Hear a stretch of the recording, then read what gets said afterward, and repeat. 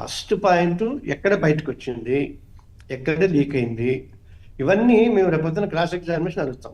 ఈ cross examination అడగటానికి police వాళ్ళు వేసే ఛార్జ్ షీటే బేస్. అవును సార్. వాళ్ళ కేసు ఉందంటే కదా దాని మీద. ఎగ్జాక్ట్లీ. మీకు అర్థమైందా? ఒక 30 మంది విట్నెస్ ఉన్నారు, ఒక 30 మంది విట్నెస్ ఉంటే వాళ్ళు ఎగ్జామిన్ చేయాలి. మేమే 300 మంది ఉన్నాం అనుకుని 20 మంది ఉన్నాం మేము అనుకోవటం ఎందుకుని? Let them prove it.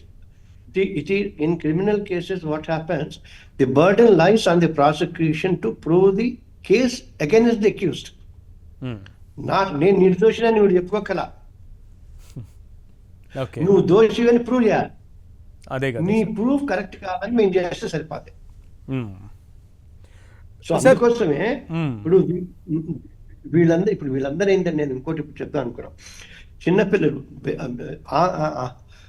Andhra Pradesh సినీ ప్రేక్షక వినియోగదారుల సంఘం అని ఒక 25 ఏళ్ల క్రితం నా మిత్రుడు జిఎల్ నరసింహారావు అని అడ్వకేట్ పెట్టాడండి.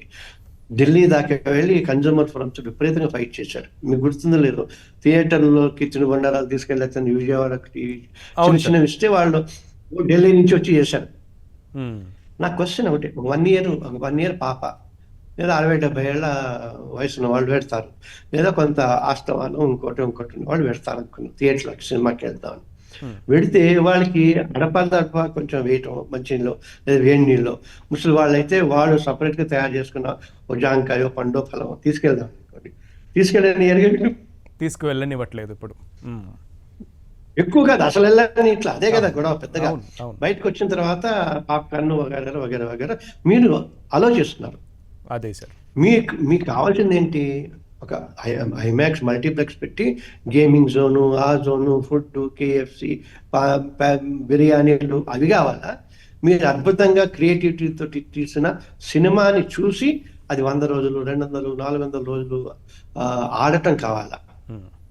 ఇప్పుడు ఏమైపోయారు? ఇప్పుడు మీ పరిస్థితి ఏమైపోయింది? మీ గౌరవం ఏమైపోయింది?